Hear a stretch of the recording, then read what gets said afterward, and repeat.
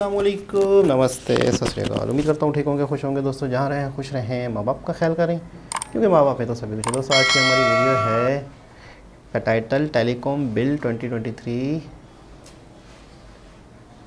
10th imported change. तो start करते हैं वीडियो को। स्टडी IQ IAS, अब तैयारी हुई अफोर्डेबल।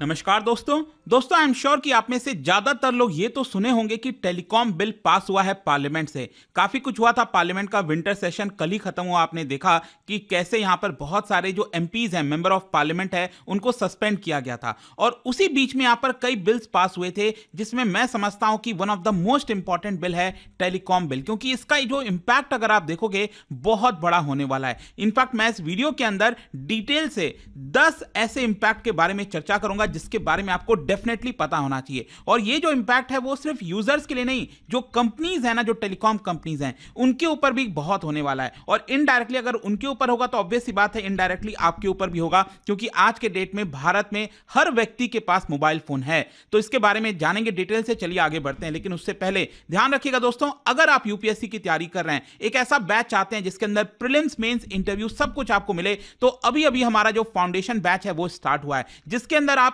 सब कुछ की तैयारी कर सकते हो। मतलब आपको कुछ भी एक्स्ट्रा नहीं लेना है। यहां पर आपको टेस्ट सीरीज मिलेगा, पर्सनल मेंटर मिलेगा। हमारे वेबसाइट ऐप पर जाइए या फिर कमेंट सेक्शन में लिंक है और यूज करिए कोड अंकित लाइव, ताकि आपको मैक्सिमम डिस्काउंट मिले।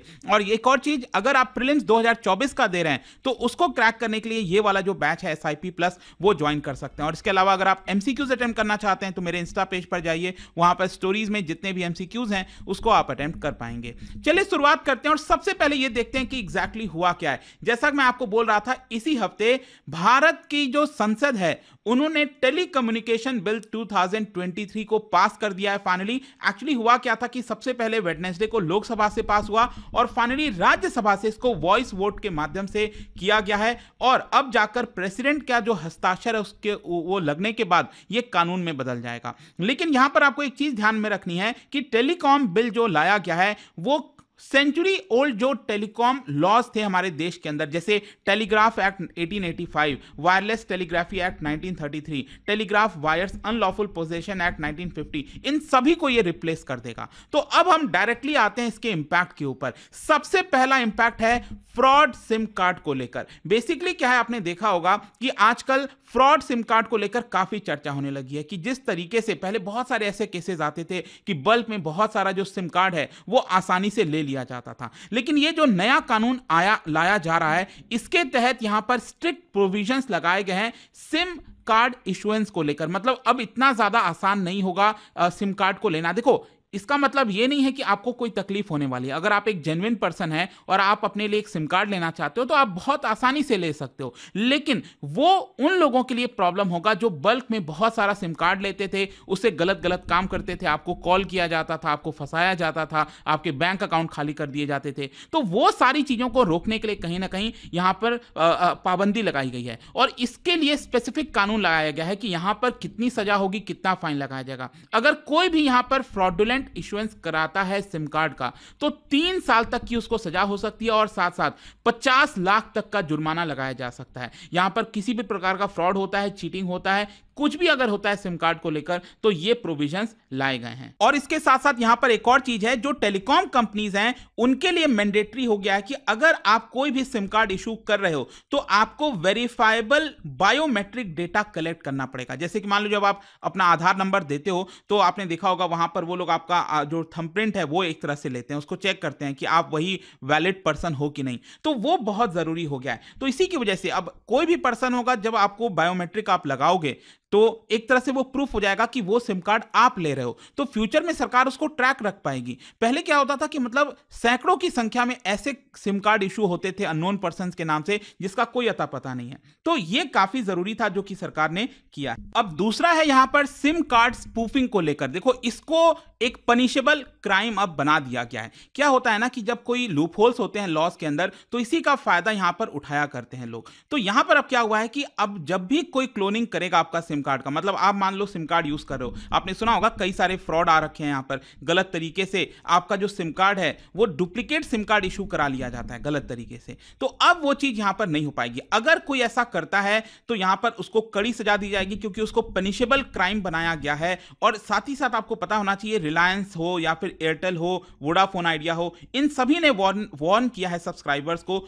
Against the same on multiple occasions. कई बार आपने देखा होगा यहां पर आपको बार बार वार्निंग दी जाती है कि आपका, जैसे कई बार होता है ना कि आप मान लो 2-3 घंटे आपके नेटवर्क नहीं आया आपके मोबाइल में, ठीक है, आपको लगता है ऐसे कोई इश्यूज वगैरह होगा, लेकिन क्या होता है कि वो सिम कार्ड डुप्लीकेट कराकर जो ओटीपी वगैरह होता है आपके बैंक अकाउंट वगैरह का, वो मंगा लेते हैं और आपका बैंक अकाउंट खाली कर देते हैं। ये कई केस इस तरह के देखने को मिले हैं, तो वो नहीं होना चाहिए, तो उसको रोकने की यहां पर कोशिश की जा रही है। फिर नेक्स्ट जो है थर्ड, वो है टेलीकॉम रेगुलेटर को लेकर। देखो हमारे देश के अंदर जो टेलीकॉम सर्विसेज जो दी जाती हैं उसके रेगुलेशन का जो काम है वो अभी तक ट्राई के द्वारा किया जाता, जो अभी भी किया जाएगा, that is telecom regulatory authority of India. लेकिन क्या हुआ है, पिछले काफी समय से यहां पर जो टेलीकॉम कंपनीज हैं उन्होंने एक तरह से शिकायत की है सरकार को कि जो ट्राई है वो बहुत ज्यादा हार्श स्टेप लेती है कई बार कंपनीज के ऊपर, जिसकी वजह से उनको बहुत नुकसान होता है। तो यहां पर अब क्या किया है सरकार ने इस बिल के माध्यम से, ट्राई के पास बहुत सारी जो पावर्स थी, चाहे फाइन लगाना हो, बहुत सारी ऐसी चीजें थी, उसके ऊपर एक तरह से रोक लगाने की कोशिश की है। मतलब ट्राई का जो पावर है वो एक तरह से कम किया जा रहा है यहां पर, और कई मामले में अब सरकार डायरेक्टली यहां पर डील करेगी। इसके साथ साथ एक और चीज है, जो ट्राई के चेयरमैन है और जो मेंबर्स हैं वो प्राइवेट सेक्टर से भी अपॉइंट किए जा सकते हैं। अभी तक क्या होता था, जो सिविल सर्वेंट्स होते थे उन्हीं को एक तरह से अपॉइंटमेंट दिया जाता था एज अ चेयरमैन के तौर पर, लेकिन अब प्राइवेट सेक्टर में कोई बेटर पर्सन बैठा है, उसके पास एक्सपीरियंस है इसका, तो उसको भी यहां पर अपॉइंटमेंट दी जा सकती है। तो ये एक बड़ा बदलाव किया जा रहा है। फिर नेक्स्ट है यहां पर new rules for surrendering of licence. देखो क्या होता है ना, मान लो बिजनेस है, आप या फिर कोई भी बड़ा व्यक्ति जो है, अगर कोई टेलीकॉम बिजनेस स्टार्ट कर रहा है, कोई नया जैसे एयरटेल है, जियो है, उसी तरह से कोई और दूसरा प्लेयर आ गया, राइट, तो क्या होता है कि वो यहां पर लाइसेंस इशू करवाता है, रजिस्ट्रेशन कराता है, तो उसको बहुत सारा पैसा जाता है। तो ये बिजनेस स्टार्ट करना इतना आसान नहीं है। तो क्या होता था कि लोग इसके अंदर ये बिजनेस स्टार्ट ही नहीं करना चाहते, क्योंकि इतना ज्यादा यहां पर पैसा लगता था, और इन केस वो बिजनेस नहीं चल पाया तो आपका पूरा पैसा डूब जाता था। लेकिन अब यहां पर सरकार ने क्या किया है कि अगर आप अपना लाइसेंस सरेंडर करते हो तो उसका जो फीस वगैरह था उसको कुछ हद तक सरकार रिफंड करेगी, और जो रजिस्ट्रेशन वगैरह के पैसे लगे थे उसको भी सरकार जो है रिफंड करने की कोशिश करेगी। तो ये सरकार ने बनाया ताकि मार्केट में और नए प्लेयर्स आ सकें, ठीक है। तो ये एक नया रूल है जो कि लाया जा रहा है। फिर इसके साथ साथ प्रमोशनल मैसेजेस, देखो बहुत परेशान है, हम भी परेशान हैं, आप भी परेशान हो। मतलब मुझे तो लगता है कि पता नहीं ये शायद कभी रुक भी पाएगा कि नहीं। यहां पर बिल में ये साफ साफ लिखा हुआ है कि कोई भी प्रमोशनल या फिर एडवर्टाइजिंग मैसेजेस जो होते हैं, ठीक है, वो बिना पर्सन के कंसेंट के नहीं किया जा सकता। मतलब वो अगर ऐसा करता है तो कंपनी के ऊपर फाइन लगेगा, यहां पर ये पनिशेबल क्राइम होगा एक तरह से। तो आपसे परमिशन लेनी पड़ेगी, तभी यहां पर आपको जो मैसेजेस हैं एडवर्टाइजिंग वाले, प्रमोशन वाले, वो तभी भेजे जा सकते हैं। अदरवाइज यहां पर जो कंपनी है वो आपको नहीं भेज सकती है। लेकिन ये क्या रियल वर्ल्ड में पॉसिबल है, क्या एक्चुअल में ऐसा इंप्लीमेंट हो पाएगा, वो देखने वाली बात होगी। फिर नेक्स्ट जो है, जिसको लेकर मैंने एक अलग वीडियो भी बनाया था, दैट इज स्पेक्ट्रम को लेकर। देखो क्या है ना कि अभी तक जितने भी स्पेक्ट्रम, स्पेशली आपको याद होगा जो 2G वाला केस आया था, फिर सुप्रीम कोर्ट ने जितना भी अलॉटमेंट किया गया था स्पेक्ट्रम का उसको कैंसिल कर दिया था। उसके बाद से क्या होता था कि हमेशा से ऑक्शनिंग होती थी, चाहे 3G हो, 4G हो या फिर 5G हो गया, तो इसकी ऑक्शनिंग की जाती है कि यहां पर जो जितना ज्यादा बिड करेगा उसको वो स्पेक्ट्रम दे दिया जाएगा। और इसी की वजह से जो बड़े बड़े कंपनीज हैं, जियो, एयरटेल, उनको बहुत सारा पैसा यहां पर खर्च करना पड़ता था। तो अभी क्या हुआ है कि ये ऑक्शनिंग ऑलरेडी हो चुकी है। 5G की ऑक्शनिंग आपको याद होगा, बहुत सारा मोटा पैसा सरकार के पास आया है। तो अब क्या हुआ है कि यहां पर सैटेलाइट इंटरनेट की बात कही जा रही है, जैसे एलॉन मस्क का जो स्टारलिंक हो गया और एयरटेल का भी जो वन वेब वगैरह आने वाले हैं। तो इसकी वजह से क्या है कि यहां पर जो सैटेलाइट के माध्यम से डायरेक्टली आपको इंटरनेट दिया जाएगा। अब सरकार ने इस बिल में क्या किया है कि वो जो ऑक्शनिंग वाला पहले प्रोसेस होता था उसको हटाकर ये वाले में जो सैटेलाइट इंटरनेट है उसमें यहां पर अलॉटमेंट का काम होगा। जैसे कि फॉर एग्जांपल मैं कहता हूं, एलॉन मस्क जो है वो भारत आते हैं, सरकार को कहते हैं हम अपना स्टारलिंक का सर्विस स्टार्ट करना चाहते हैं भारत में।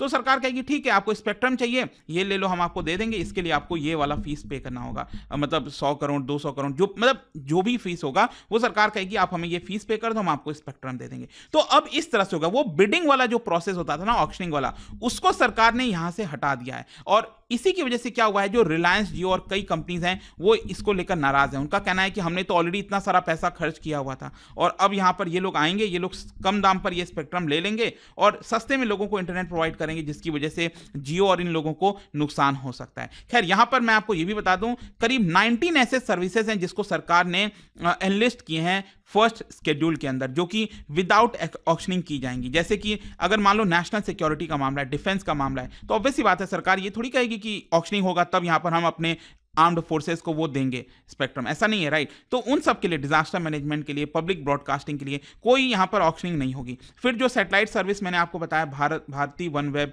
स्टारलिंक, अमेजॉन का हो गया, कुपियर, तो इस तरह से उनका भी यहां पर ऑक्शनिंग नहीं होगा। बीएसएनएल और एमटीएनएल को भी बाहर रखा गया कि इनकी भी ऑक्शनिंग नहीं की जाएगी, इनको भी स्पेक्ट्रम देना है तो सरकार डायरेक्टली दे जाएगी, और बाकी जितनी भी चीजें हैं उनके लिए ऑक्शनिंग होगी। तो ये पूरा मामला है। फिर इसके अलावा यहां पर एक देखो बहुत ही बड़ा स्टेप लिया गया। इनफैक्ट आप देख सकते हो जो पेनल्टीज हैं जो टेलीकॉम कंपनीज के ऊपर, एयरटेल, जियो, इन सब अगर ये कुछ भी गलत करते हैं तो इनके ऊपर जो पेनल्टी लगाई जाती है वो मैक्सिमम कैप कर दिया गया है 5 करोड़ का। अभी तक क्या होता था कि 50 करोड़ का कैप था। आप सोचिए, 50 करोड़ का कैप था पर सर्कल। देश भर में इसको आपको पता है ना, देश में अलग अलग सर्कल्स में बांटा गया। जैसे दिल्ली वाला सर्कल हो गया, वहां पर कितना है, फिर वैसे ही कोलकाता, अलग अलग टोटल इस तरह से बहुत सारे सर्कल्स हैं भारत के अंदर। तो क्या है ना कि 50 करोड़ पर सर्कल के हिसाब से कैप किया हुआ था कि यहां पर फाइन लगेगा। मतलब देश भर में अगर आप देखोगे एक सिंगल टेलीकॉम कंपनी के ऊपर 1100 करोड़ तक का फाइन लगाया जा सकता है। मतलब मैक्सिमम सरकार 1100 करोड़ तक का फाइन लगा सकती थी। और इसीलिए क्या हुआ, अभी रिसेंटली बहुत सारे कंपनीज जो हैं, टेलीकॉम कंपनीज, वो कर्ज में डूबे हुए हैं क्योंकि उनके ऊपर बहुत हैवी पेनल्टीज लगा हुआ है, जिससे वो उभर नहीं पा रहे हैं। आज वोडाफोन आइडिया का क्यों ये हाल है और कई टेलीकॉम कंपनीज क्यों यहां पर डूब गई, क्योंकि वो एक बहुत बड़ा मुद्दा था। और इसी को देखते हुए फाइनली सरकार ने क्या किया है कि ये जो कैपिंग है उसको बहुत नीचे ले आए हैं। मतलब मैक्सिमम अब टेलीकॉम कंपनी के ऊपर 5 करोड़ का फाइन लगाया जा सकता है, पेनल्टी लगाया जा सकता है। तो इसकी वजह से जो टेलीकॉम कंपनीज हैं उनको काफी फायदा होने वाला है। खैर, इसके अलावा एक और चीज है, that is ROW for telecom companies. ROW क्या होता है? बेसिकली राइट ऑफ वे। मतलब कि यहां पर अगर सरकार ने किसी चीज को राइट ऑफ वे डिक्लेयर कर दिया है तो आप उसको इंस्टॉल करने वगैरह से नहीं रोक सकते। अब इसके अलावा क्या है कि मान लो अगर कोई टेलीकॉम नेटवर्क है, अगर मान लो कोई टावर वगैरह किसी बिल्डिंग पर उसको लगाया हुआ है, ठीक है, अब मान लो वो जो बिल्डिंग थी वो बेच दी गई किसी और को, और उसमें वो जिसको बेची गई है वो मालिक ये नहीं कह सकता कि आप अपना टावर हटा लीजिए, ऐसे नहीं हो पाएगा। यहां पर हक है, मतलब कुछ चीजों को एग्जेम्प्ट किया जाता है, तो ये भी पब्लिक सर्विस के अंदर आती है। तो यहां पर उसको एग्जेम्प्ट किया गया है कि वो टावर को वहां से नहीं हटाया जा सकता। तो ये टेलीकॉम कंपनीज के फायदे के लिए एक तरह से किया जा रहा है। फिर नेक्स्ट यहां पर जिसको लेकर काफी चर्चा हुई है और काफी ऑपोजिशन पार्टीज के द्वारा क्रिटिसाइज किया गया है, और वो ये है कि यहां पर बेसिकली इमरजेंसी के समय, डिजास्टर मैनेजमेंट के समय, पब्लिक सेफ्टी के मामले में सरकार जो है, स्टेट गवर्नमेंट और सेंट्रल गवर्नमेंट दोनों जो टेलीकॉम नेटवर्क हैं उनको अपने अंडर में ले सकती है, उनको रोक सकती है, उनका जो इक्विपमेंट है उसको टेम्पररी बेसिस पर एक तरह से अपने अंडर में ले सकती है। तो इसको लेकर काफी क्रिटिसाइज किया जा रहा था। सरकार अगर चाहे तो मान लो अगर कोई दो लोग बातचीत करना चाह रहे हैं तो उन दोनों के बीच का जो कन्वर्सेशन है वो सुन सकती है, उसको यहां पर इंटरसेप्ट कर सकती है, उस मैसेजेस को रोक सकती है, बहुत सारे पावर मिले हैं। लेकिन सरकार का कहना है कि देखिए हमने इसमें एक काम किया है, वो है मीडिया वाला मैसेज। अगर मीडिया का केस आता है तो इसमें सरकार कुछ भी नहीं कर सकती। तो इस बिल में मेंशन किया गया है कि मीडिया वाले जो मैसेजेस होते हैं, जो प्रेस होता है, उनके मैसेजेस को हम ना तो इंटरसेप्ट कर सकते हैं ना कुछ कर सकते हैं। हां, अनटिल एंड अनलेस अगर वो मीडिया ही रद्द कर दिया जाए, उसके लाइसेंस को रद्द कर दिया जाए, तो यहां पर हम उसके ऊपर एक्शन ले सकते हैं। और इसके अलावा साथ ही साथ इंटरनेट शटडाउन, आपको पता ही होगा, अक्सर इसकी चर्चा होती है, कहीं पर हिंसा हुआ, कुछ हुआ तो इंटरनेट शटडाउन किया जाता है। तो वो पावर सिर्फ और सिर्फ सेंट्रल गवर्नमेंट के पास है, वो इंटरनेट शटडाउन सिर्फ सेंट्रल गवर्नमेंट ही कर सकती है। और लास्ट में फाइनली जो 10th वाला जो इंपैक्ट है वो है आपका OTT ऐप्स। देखो इसको लेकर कई लोगों में कंफ्यूजन था, मैं आपको क्लियर कर देता हूं।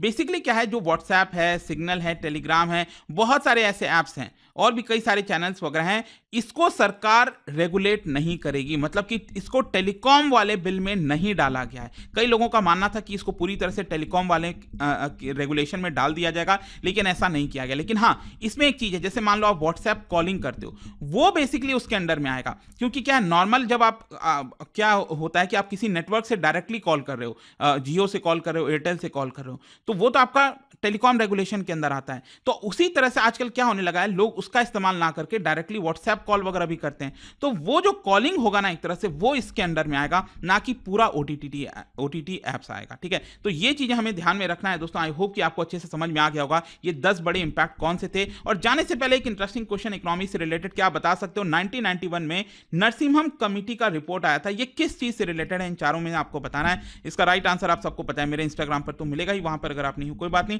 टेलीग्राम से ले सकते हैं इसका सही उत्तर। मैं कई सारे जो एमसीक्यूज हैं वो यहां पर स्टोरीज में डालता रहता हूं। बाकी अगर आपको पीडीएफ चाहिए तो टेलीग्राम पर आइए, अलग अलग सोशल मीडिया पर आप जुड़ पाओगे। और जैसा मैंने आपको बताया, यूपीएससी की अगर आप तैयारी कर रहे हो, just use this code Ankit live to get maximum discount. And I hope की वीडियो आपको पसंद आया होगा। मिलता हूं आपसे next time. Till then, thank you very much, see you soon. Study IQ IAS, अब तैयारी हुई अफोर्डेबल।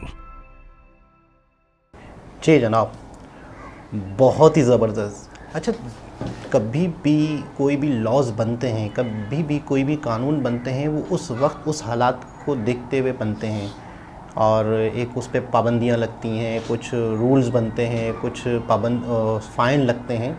लेकिन अब दौर जो है ना वो बड़ा चेंज हो गया, डिजिटल दौर हो गया और क्राइम भी डिजिटल हो गए। आप यकीन करें, ऐसी ऐसी कॉलें आती हैं कि आप हमारे नंबर पे, आपके नंबर पे हम कोड भेज रहे हैं, हम बैंक से बात कर रहे हैं, आप ही की सिम डुप्लीकेट सिमें निकलवा ली जाती हैं।